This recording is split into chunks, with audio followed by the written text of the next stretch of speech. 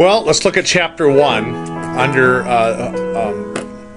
the profession of teaching. And chapter 1 is teaching in a changing world, and nobody can disagree with that it's a forever changing world in this business.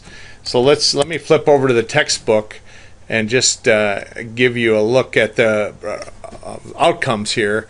First of all is the perspectives held by teachers, policymakers, and the public about today's teachers. And then the skills of dispositions, and this will come back many times. That's a word that you got to kind of get used to because that's a new word that we use that you may not be familiar with in education. And then define the requirements, and I'll ask you specifically about the requirements of the agencies, and then the purpose and importance and reflection to improve your teaching, and then identify strategies, begin to develop a career, and then current and future challenges to become a teacher. So those are the outlines, and let me take you to what we're going to talk about in that. And this is on the website under topics, and this is how I'll go through the lecture like this as it's laid out in this chapter. Looks like this. Why teaching is challenging times, but here are profiles, leaving the profession, all these things, then teaching as a profession, and then quality assurance here, and then improving by reflecting, beginning and developing your career. So that's how this is laid out for you. Okay, so let's go back to the textbook. Takes you through things, what education's in the news.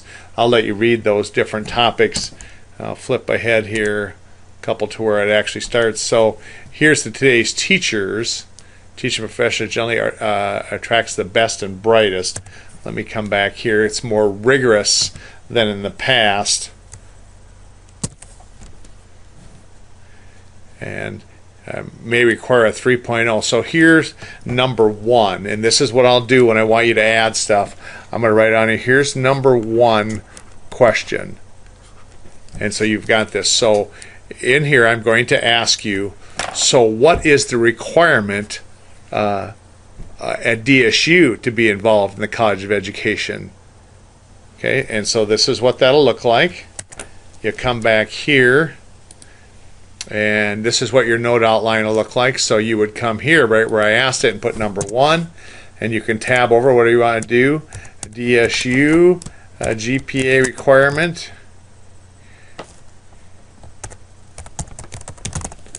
And you can do this however you want, but you have to do this then. And then when you're done, each time I ask you to do this, you do this for me.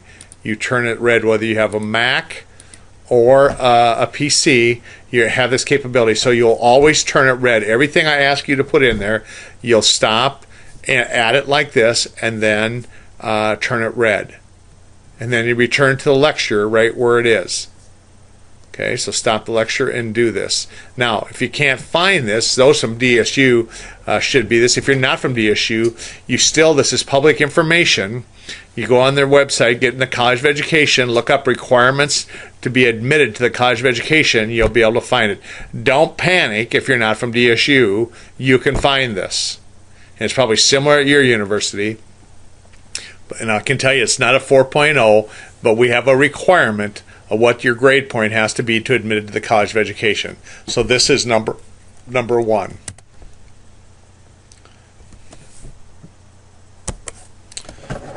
So back to our notes. It's very diverse entering the teaching today. Teacher candidates today are diverse in age and work experience. Some of you are 18 to 22, which would make what we call traditional age of college students. But others are the non-traditional, and I almost work exclusively in advising now with non-traditional students. Work for years in other jobs. Some of them might have worked as teachers' aides in classrooms. They're switching careers. They come from the armed forces, from engineering, retail, those things. Some may be enrolled in national teacher prep programs. So this has gotten to be more than ever before in my lifetime, more of this group than the traditional age. More non-traditionals entering than traditional ages. People coming back and wanting to be part of that. Okay.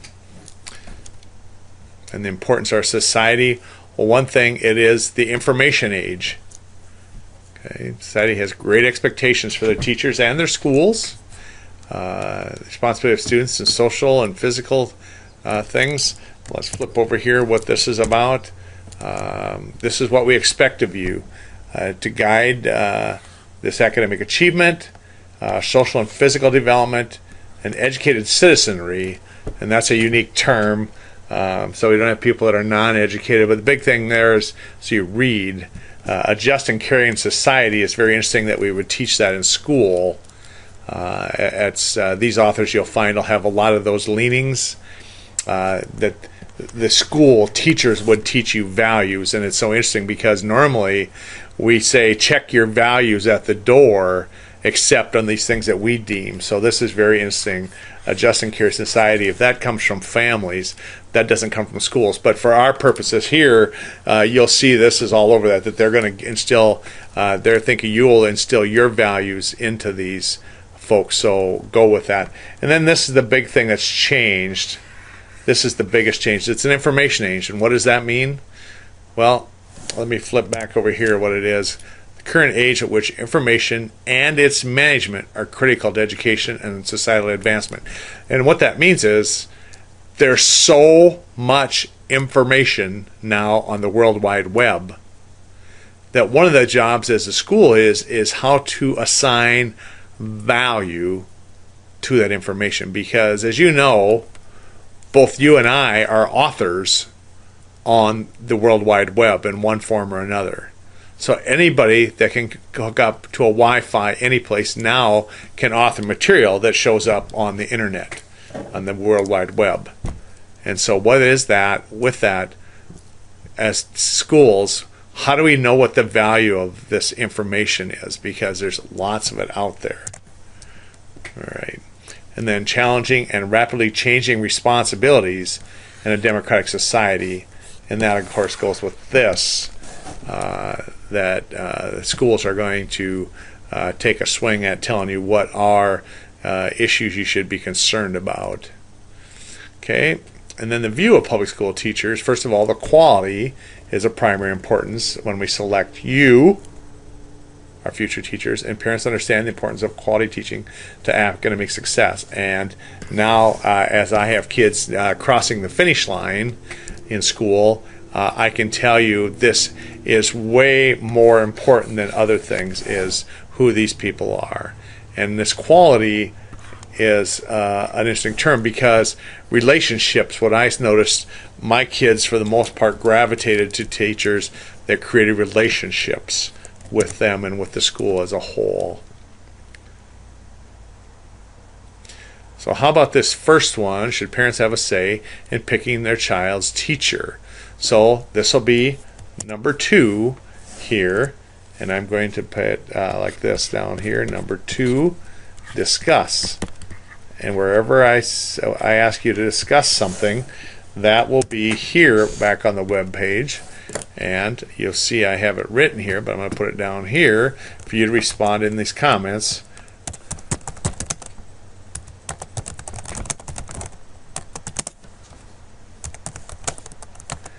Picking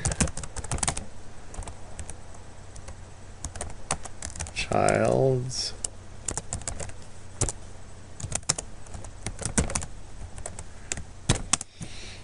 and you can read this and stuff, but now to respond to this,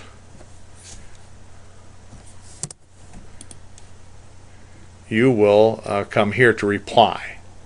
Don't start your own thread unless you want to, but you want to hit reply to reply to that. And then throughout this, I will give you those where you have to do that. All right. Okay. And make sure you read both sides of this, the yes and the no here, to form a somewhat of an educated opinion on this. Okay. So let me move on here. Let me just read a little of this to you. Published annually, this one of the things, recent 46%, 46 annual poll asked people to assign a letter grade to the public schools. Let me highlight this again. In this poll, assign a letter grade to their public school. Right? And about half of them assigned the grades A or B, public schools in general. Actually, 12% A, 30%, and that's quite a difference. But that's still pretty good, I think. Saying these same people assigned a considerably higher grade to the schools that their children attended. So think of this. Overall, what you read in the media, you said, and I'm saying you because it's people like you and I that were assigned, we said this much. But if it was a school that our children attended, it was higher. Okay? So why do you think parents rate their own children's schools higher than those in general? I wonder because maybe unfortunately the new media often tends to report education in a negative light. And I think, again, because you don't have a relationship with those other schools. You have a relationship with your kid's school and their teachers. Okay. At any rate, in the occasional bad press, this survey, as other indicators, show that schools and teachers are generally well regarded in public school. And that's good, because it should be that way. Encouraging those of you who are contemplating a career. I have people, why do you consider our schools the biggest problems? What do you guess it would be? The biggest problem in recent years would vary. Good guess. They cite the problems picked included drug use, lack of discipline, gangs, and need for more good teachers. But the big thing is the lack of financial support. And yet we ask in the same, they don't do this, what you would do with that. And I'm going to ask you that here. This is number 2.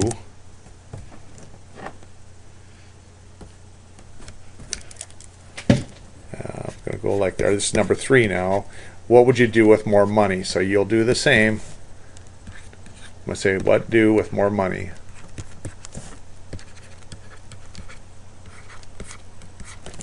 Okay. So if you could, and I'll use this fictitiously, but if you could double the budget for the school, where would you spend that extra money? Where when we talk about how underfunded our schools are, what is it that we need? What is it specifically?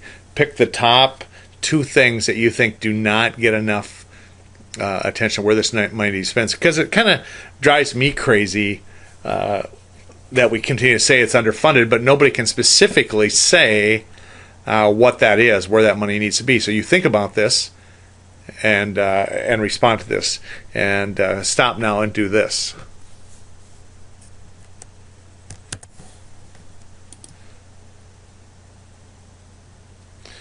Okay. Okay, let me go on here. It talks about this survey. Do any of these school problems selected the public surprise you? They were expected. Do you agree with parents? Incidentally, we highly recommend that you take some of the check out these things. Time and space does not allow for much topics. Seize opportunities to meet students and parents. Smile, be friendly. Let's see. Become a teacher you face with your students' parents. And this is about all they say about working with parents here. So I'm going to do this. Watch what I do here. I'm going to give you this clip. I'm going to go again. And I'm going to ask you to put this in. So I save this.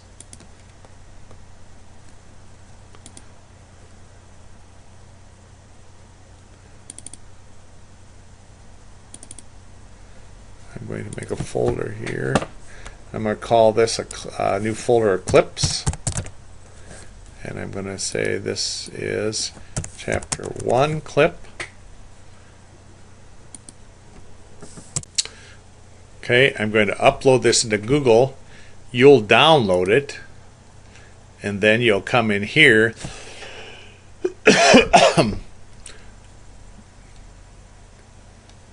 And for example, I want to have it right here.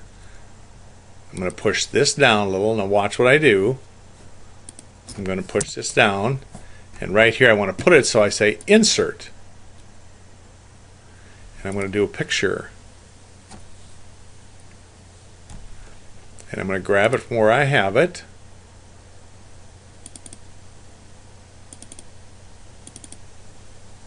And I grab this and I put it in there. And now you have that in your notes. Okay. And you can type this if you want to, but I prefer that you do this. And if you type it, make sure you turn it red. If you import it, it'll be like this. And remember, it's going to be in Google, so you have to download it from Google to do this. But now you have that as permanent part of your notes. All right.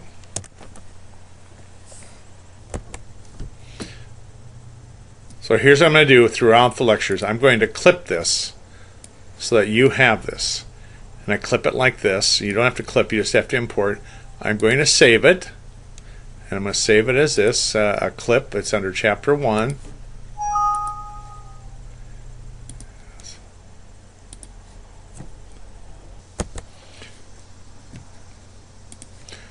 So I save it here. And now I have it. I close this and I come back to the notes. So for example, I want it here. I slide this down. I come back up here and I tell it to insert. And I'll get, whether you have a Mac or a PC, you should be able to do this. I grab it, I drop it in there, and there you have it. Now you can retype it too if you'd rather on something like this. I'm going to put some stuff in over the course of the semester that you can't retype, but when you insert it, it looks like this. Now if you retype it, you have to turn it red, but otherwise there it sits. Okay. So that insert will be number 4. Okay.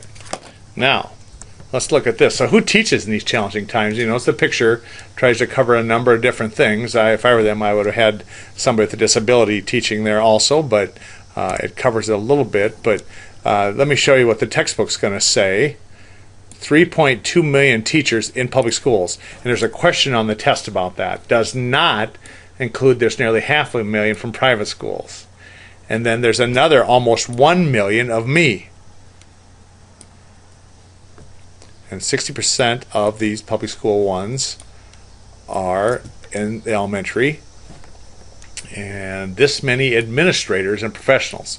So what I was told when I was studying was it's about a 2-to-1 ratio. For every 2 teachers, it takes 1 support person, even beyond these. Okay, that's where this number comes from. And support staff in public schools. Okay, so now for number 4, push this down, say number 4, name those. Name others that would be involved in supporting teachers besides teachers, aides, and administrators. When it comes to these, tell me all the other types of positions and careers in the public schools that are non-professional, that aren't teachers or counselors, those. Okay, and get this, nearly 1 million education-related jobs, and one of, if not the largest profession in the U.S. That's what you're looking at. So let's look at this. Got the profiles and gives you that same stuff. Then who's leaving? Who's leaving the profession? Okay. Although many teachers make careers out of teaching, unfortunately, some classroom teachers eventually decide that teaching is not the profession they wish to pursue, and sheds lights on this. Okay. It is percent of beginning teachers who stay in the profession after 1 year. Some teachers who stay, some teaching high poverty schools who stay in the teaching. So take that for what it's worth. They leave the profession for a number of reasons. Some leave to raise children. Some decide to return to full-time jobs. Let me show you this. Okay, advanced degrees, pursue other careers, escape poor working conditions and student behavior problems, lack of administration support. And I wish they'd have broke these out. Problem is they don't have good data on this. They don't have really good data on this. But I've been in the business long enough to know people leave for different reasons. Most of the time, if this is it, they move to another school. I don't know a lot of people that said, "Oh my gosh, it's terrible," and jumped out. But I've known people that started their own businesses, got jobs and other things like that. And often it had nothing to do with teaching. It was just a better opportunity, more money. Now, don't pull your hair out when I say more money, because almost all of them went to full-time 12-month jobs, where, of course, in our profession at this point, anyway, it's still a 9-month thing.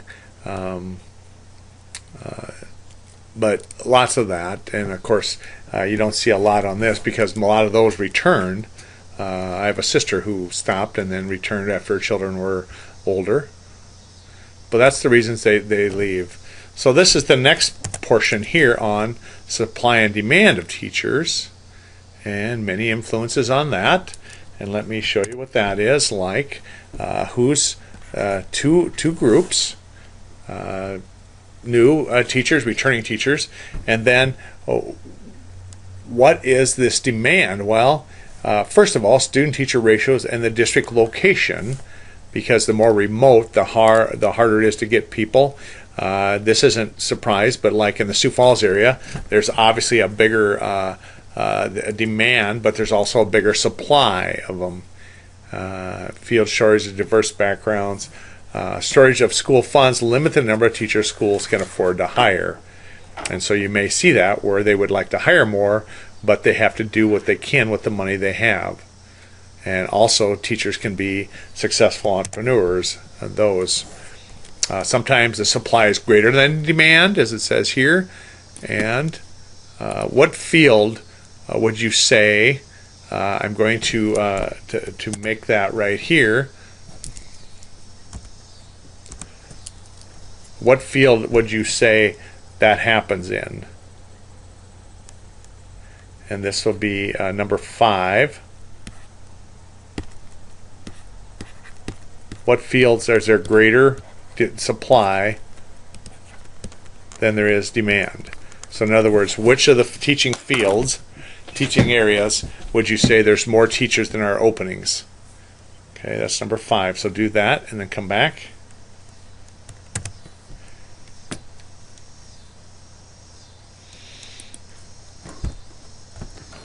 The next decade, a relatively steady demand for new teachers beyond the number of being prepared in college and universities. This time, however, the United States does not seem to have a general teacher shortage. And that's so interesting because the last version of this textbook went on and on and on about the shortage. It said the problem's in the distribution of teachers, right? And this is what affects the distribution. School districts with good teaching conditions and high salaries do not face teacher shortage. However, inner city and rural schools often have problems with that. And that's not new. That's not surprising to you. For the most part, young people don't want to live in the real remote areas, and the salaries are often lower in those smaller rural remote. And thank goodness some do. But the biggest supply is in the bigger cities. Greater shortage of teachers in those parts of the country, an increasing population in such states in the Southwest, and that. So, and then available teachers. Some supply a given year consists primarily of 2 groups: new teacher graduates and former teacher graduates who are not employed as teachers. But we have this big glut of returning ones. And so let's look at that. We're not to the shortages yet. Returning teachers, teacher demand. It gives you a little figure here of where this is. And you see South Dakota here, increase of less than 5% going to be needed. And so obviously Texas is one where decrease of 5 or more, or increase of up to 15% here. Because of how the population is moving down. And so we're kind of in the neutral, but you can see some decrease. People ages a little bit there.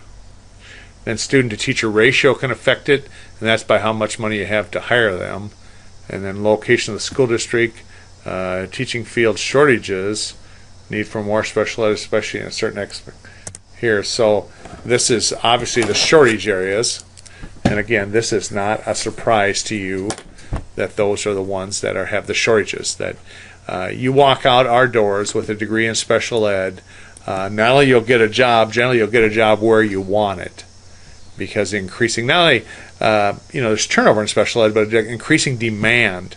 It just seems like more and more children, more and more students with needing special help, and you special ed teachers will tend to be the methods guru people, and there's more demand for you that way. Okay, teachers from diverse backgrounds. It gives you a little thing here of where these come from. One of the things that I disagree with is I disagree that you have to be this. I see the Sioux Falls School District just had a big push to find teachers with more diversity, and so with that, they spend a lot of money. But I just hope they're not passing by some really good qualified teachers here that maybe don't fit that they're looking for, because we went through this 30 years ago in the Sioux Falls district where they went out and found a bunch of people, and number one, they spent a lot of money trying to find them, and the ones that did come didn't stay very long just because this wasn't home and they wanted to be in a different area. So a lot to do about that. And then this here is about new teacher hires. Private's pretty steady, but these have gone up. The public school here together, public and private. And then shortage of cool funds, teachers as successful entrepreneurs. Okay, so let's move on to the next portion.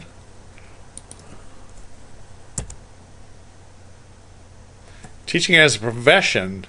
Well, first of all, you have these professional responsibilities. We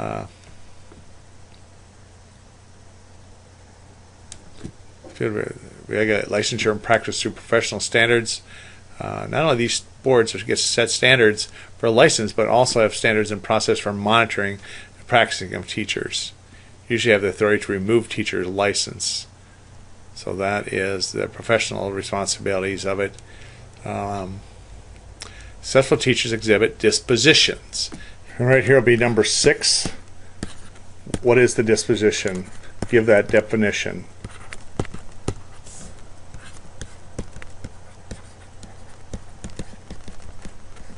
Okay, and that will come from right here.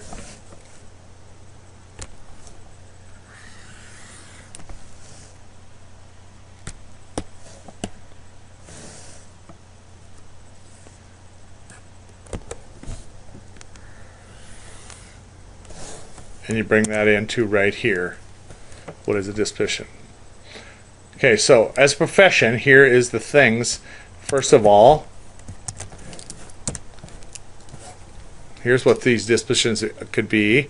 Enthusiasm for the discipline, commitment to continuous learning and professional discourse, belief that all children can learn, and I would say learn something, encourage multiple modes of communication. What does that mean, multiple modes? And let's look at that. Modes of communication in the classroom, and I'm going to assume they're talking about whether it's whatever language it is.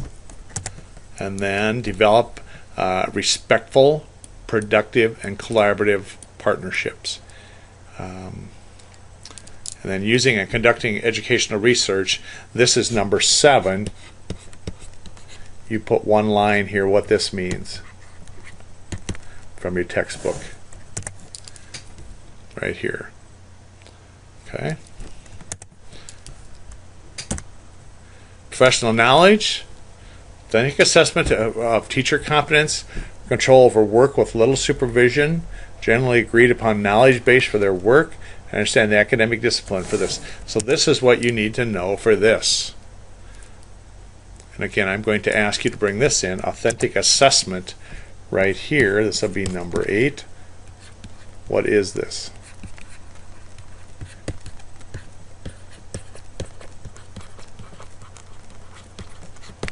Okay, and you'll bring that from right here. Authentic assessment. Okay.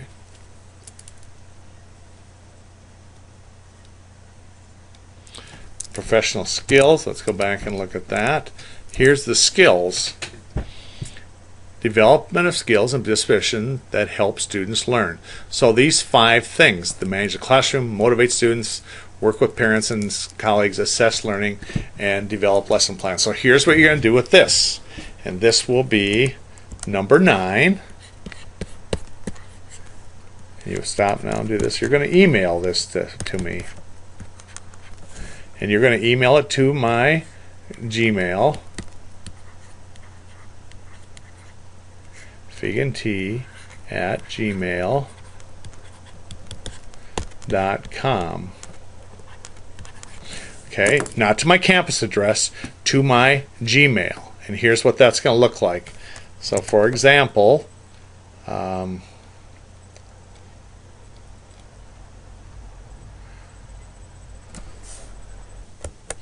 you can take these from right here and go to your email, and you can email from whatever you want to, and then you're going to here I do it in my Gmail, I'm compose it, and you send it to me, figandT@gmail.com. Okay, and then the subject, here's important. For the subject, you say my responsibilities.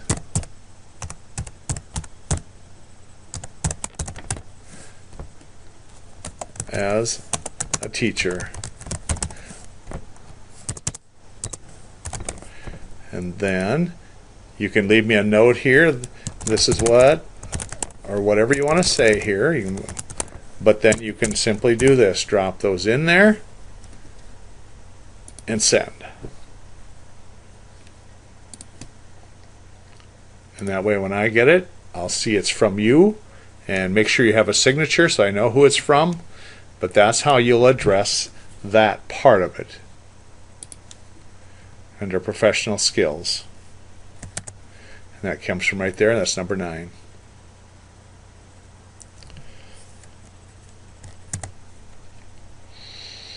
Okay, we're going to pick up the pace here a little bit on this, on accreditations and such. First of all, accreditation, again, I'm going to say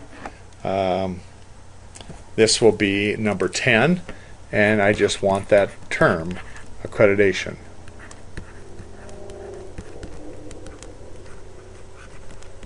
And I want you to bring that from right here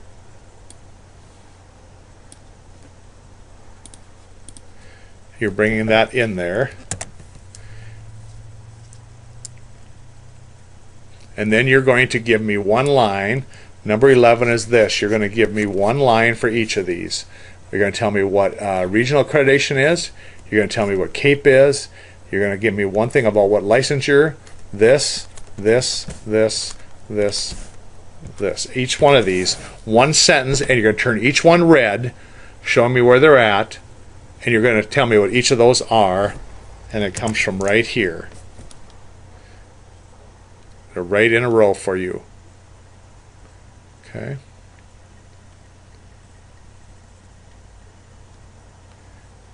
All right.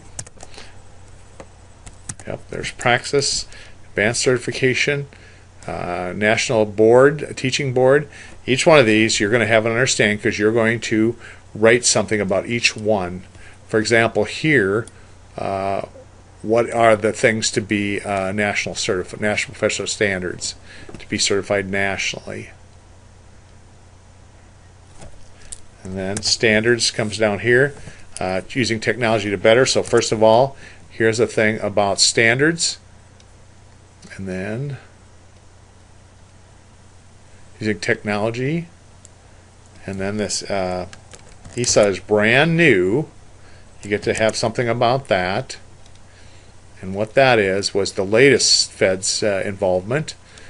It was signed on December 15th, which of course was President Obama. As a replacement to No Child Left Behind, reauthorized a version of elementary and special, or elementary and secondary, and so know that it's what it replaces. Express broad national education goals and guides much federal funding to education activity throughout the nation. Like all federal laws, exist only if periodically approved and funded by Congress. is likely to guide much of our public education as long as it exists. Continue to be controversial, have many critics, and subject of change because it will be considered impact on a future of educators. So what this comes down to, less like no child left behind, if you want the money, do what we say. If you want this money, and like we become hungry addicts in our states and our local schools for federal dollars, so we'll do whatever to get that. So you're going to talk about what that is right there. So that's all of number 11, all of these here.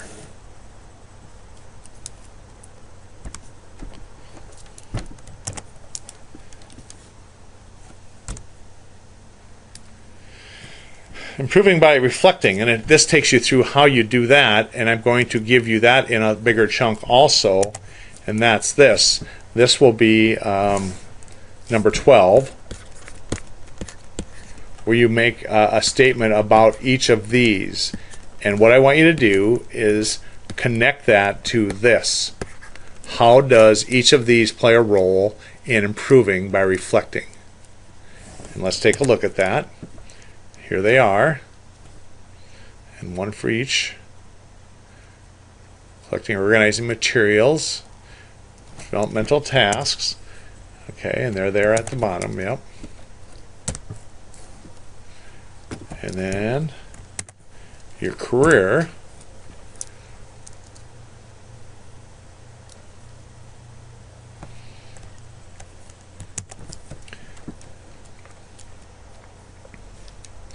Hope to teach, learn more about teacher salaries, benefits, apply for positions, eventually locate this. So first of all, becoming a license. All teachers must obtain a license before they can legally teach in schools.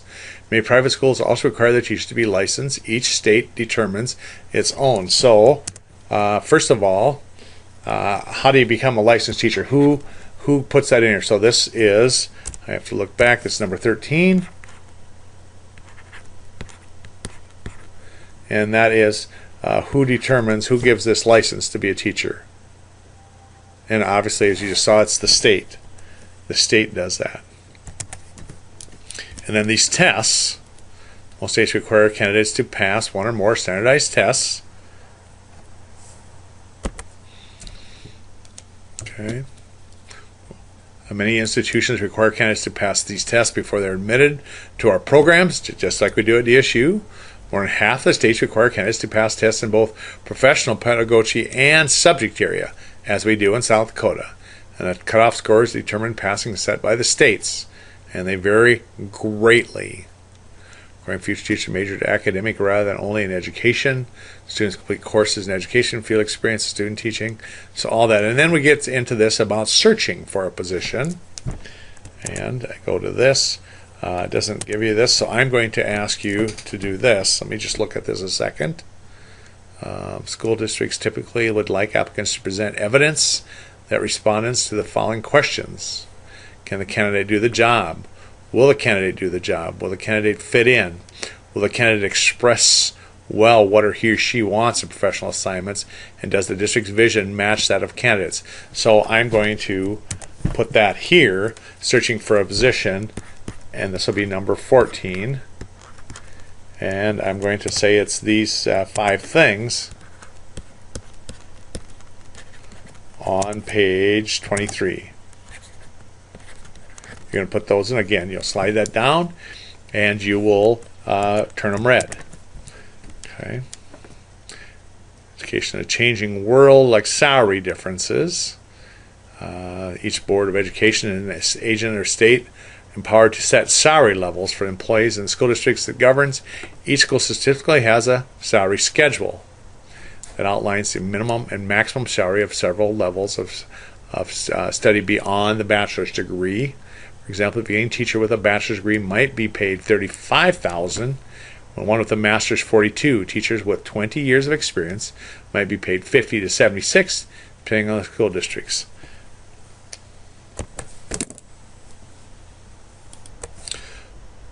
So let's look at the Sioux Falls school districts and see if we can find their salary.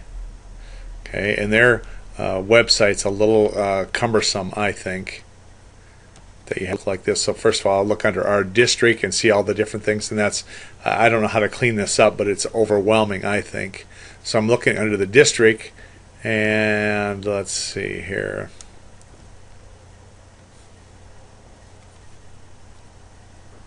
Oh, employment, application, job, salaries. So that was easy to find. Now this is a little cumbersome too, because they have so many different bargaining groups. Okay. So you can see here, and I think classified, or here, teachers. So you look under teachers, and here's their salary schedule.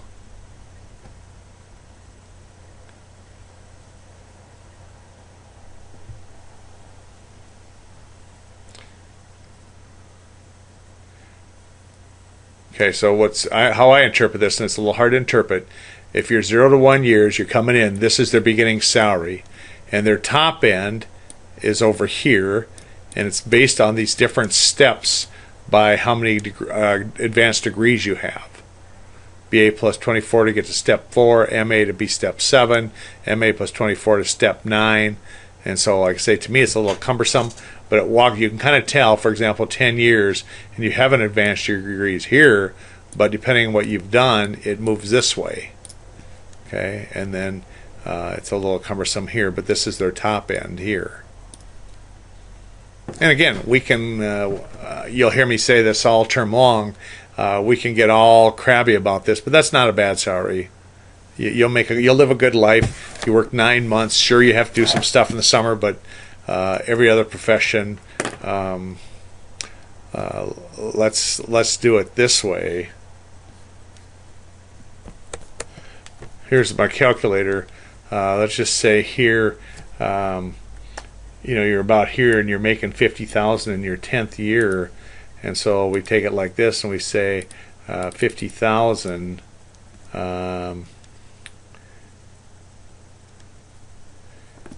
Divided by the 9 months that we work, that's that much a month. So then let's multiply that times the 12-month job, and it becomes that, about $66,000. And again, in South Dakota, 66,000 would, there's only about 10% of the people that make more than that in the state.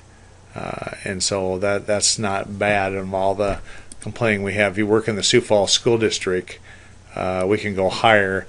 Let's say you're getting towards the end of your career, and you're up here at 65, that's going to come out to be about $80,000. And I can assure you this, this number is more than I make. And so this number here is a lot closer to what I make. So that's what salary schedules, almost every district without exception has salary schedules. All right. So that's what a salary schedule is. Then additional benefits, I'm going to ask you to make one line with that.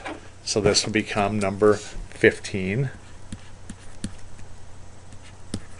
And you address both additional benefits and retirement benefits.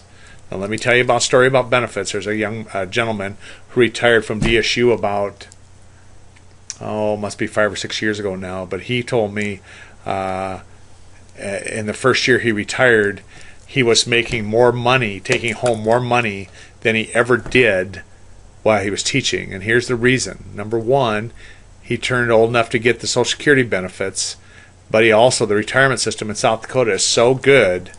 We never talk about that in South Dakota. The only thing we talk about is how bad our salary schedule is, but the retirement is one of the best in the country. And he said that because of that, and he's gotten his increases, in retirement he was taking home more money than he ever took home as a teacher.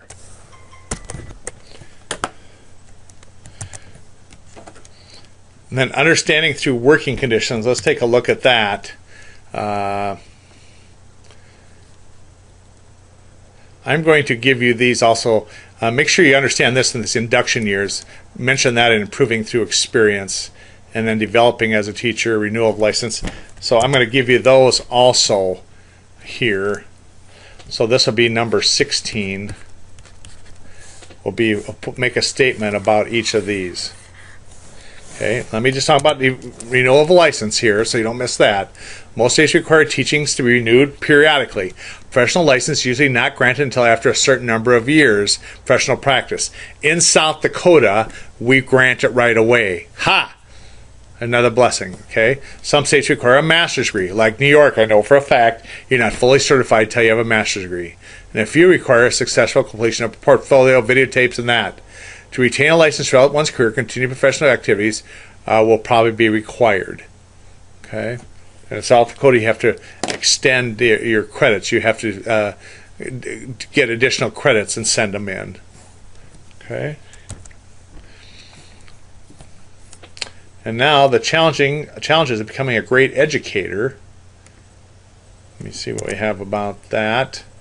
I clipped this in here for you already.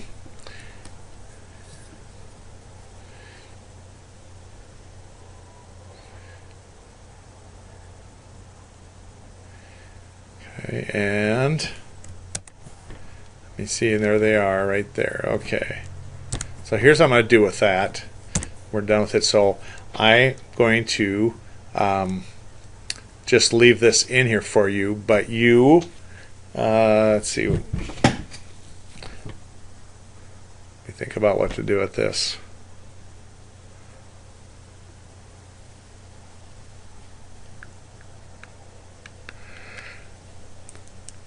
I think what I'm going to do, I'm going to do this. I am going to clip this like I did before, and this will be your second clip, and you save, and I'm going to say this, chapter 1.6, just so you know which one it is, and you are going to do the same. You're going to come into here, and you're going to put it in your notes.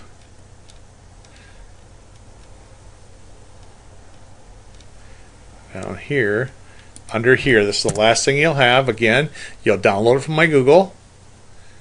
You will say insert picture. You'll grab that and put it in there. What are the challenges? Ability to be flexible, optimistic, self-reflective, progressive, innovative, those types of things.